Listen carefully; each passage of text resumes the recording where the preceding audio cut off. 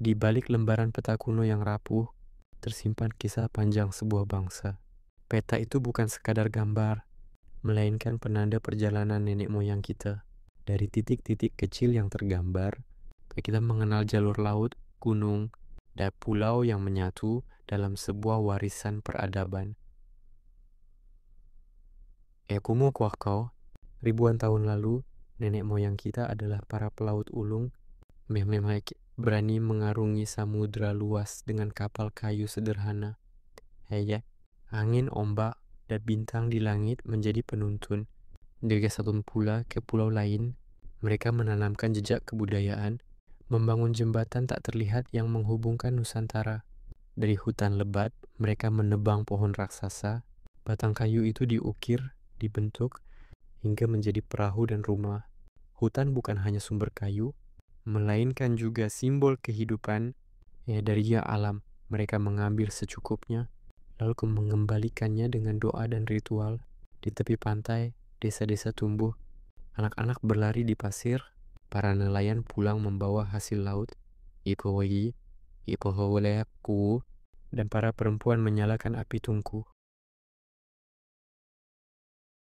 Di balik lembaran peta kuno yang rapuh, tersimpan kisah panjang sebuah bangsa. Peta itu bukan sekadar gambar, melainkan penanda perjalanan nenek moyang kita. Dari titik-titik kecil yang tergambar, kita mengenal jalur laut, gunung, dan pulau yang menyatu dalam sebuah warisan peradaban. Ribuan tahun lalu, nenek moyang kita adalah para pelaut ulung. Mereka berani mengarungi samudra luas dengan kapal kayu sederhana. Angin, ombak, dan bintang di langit menjadi penuntun. Dari satu pulau ke pulau lain, mereka menanamkan jejak kebudayaan, membangun jembatan tak terlihat yang menghubungkan Nusantara. Dari hutan lebat, mereka menebang pohon raksasa. Batang kayu itu diukir, dibentuk hingga menjadi perahu dan rumah.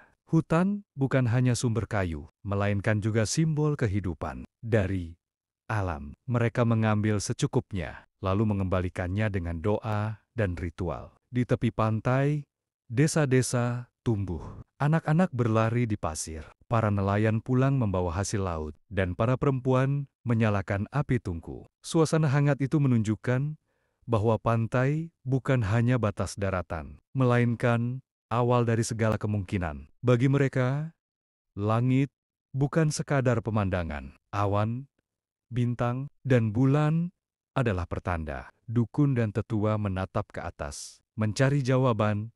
Setiap gerhana, setiap cahaya di langit selalu dimaknai sebagai pesan dari leluhur yang tak terlihat. Di sekitar api unggun, ritual digelar, nyanyian dan tabuhan genderang menggema ke dalam malam. Api yang menyala bukan sekadar penerang, tapi penghubung dengan dunia roh. Dari generasi ke generasi, doa-doa itu dilantunkan agar hidup tetap selaras dengan alam. Nusantara juga dikenal sebagai tanah kaya. Dari perut bumi, emas dan batu mulia diperdagangkan. Kilau emas menarik pedagang dari negeri jauh. Kekayaan alam ini menjadikan Nusantara pusat perhatian. Bahkan sebelum dunia mengenalnya sebagai Indonesia, di pasar tepi laut, orang-orang dari berbagai negeri bertemu. Pedagang India membawa kain, pedagang Arab membawa rempah, pedagang Cina membawa keramik. Mereka bertukar barang, bahasa, dan budaya. Dari pasar sederhana itu, lahirlah peradaban yang berlapis.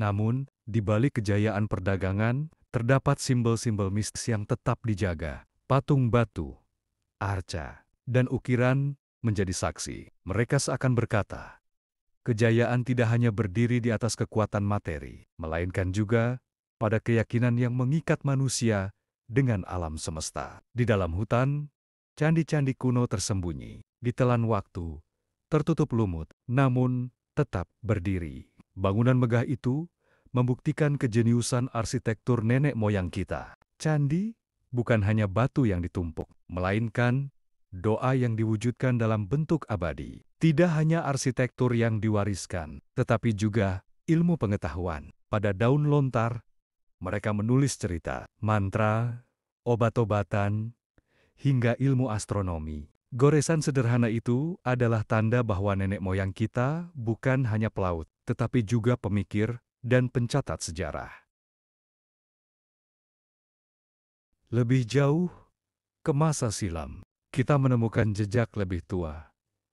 Lukisan tangan di dinding gua. Coretan itu sederhana, namun bermakna besar. Tangan-tangan yang terukir di batu memberi pesan, kami pernah ada, kami bagian dari perjalanan ini. Perahu-perahu besar berlabuh, menghubungkan pulau demi pulau. Perahu itu membawa manusia, ide, dan budaya. Dari perjalanan panjang itu, lahirlah harmoni sekaligus benturan. Namun, semua itu memperkaya identitas Nusantara. Berabad-abad lamanya, berbagai etnis datang dan bercampur. Dari timur dan barat, dari utara dan selatan. Wajah-wajah berbeda, bahasa yang beragam, namun satu tujuan. Hidup berdampingan di tanah yang subur ini. Itulah sebabnya kita menyebutnya tanah air, tempat air, dan darat berpadu memberi kehidupan. Dan akhirnya, dari peta kuno hingga bendera merah putih yang berkibar megah, perjalanan panjang ini bukan sekadar sejarah, melainkan napas kehidupan yang terus mengalir hingga kini. Kita adalah pewaris dari para pelaut, pemahat, pedagang, pemikir, dan pejuang. Inilah kisah kita, kisah bangsa Indonesia. Seiring waktu berjalan, pulau demi pulau Nusantara menjadi saksi bisu perjalanan manusia. Dari pegunungan tinggi hingga hutan lebat, setiap lembah dan sungai menyimpan cerita yang hampir terlupakan. Di sepanjang sungai, masyarakat awal menanam padi, membangun rumah panggung, dan menenun kain dari serat alami. Para tetua menuliskan sejarah mereka di daun lontar, bukan untuk diri sendiri, tapi agar generasi berikutnya tidak melupakan akar mereka. Setiap cerita, meskipun sederhana, adalah petunjuk bagi mereka yang mencari identitas. Anak-anak belajar dari kisah ini, menyerap kebijaksanaan dari alam dan leluhur. Di waktu malam, ketika langit gelap penuh bintang, suara hewan hutan menjadi musik alami yang menenangkan. Di tengah kegelapan itu, lampu-lampu api unggun kecil menyala di pinggir sungai, tanda kehidupan yang tak pernah padam. Para pelaut Nusantara, dengan keberanian yang tiada tara, menantang badai dan gelombang samudra. Mereka membaca angin, arus, dan arah bintang. Setiap perjalanan adalah ujian keberanian dan kecerdikan. Dalam kapal kayu yang sederhana, mereka membawa serta ilmu tentang navigasi, peralatan bertahan hidup, dan rempah-rempah yang menjadi komoditas bernilai tinggi. Perjalanan ini bukan sekadar fisik, tetapi juga spiritual. Di malam yang tenang, mereka berdoa kepada leluhur, memohon keselamatan, dan mencatat bintang-bintang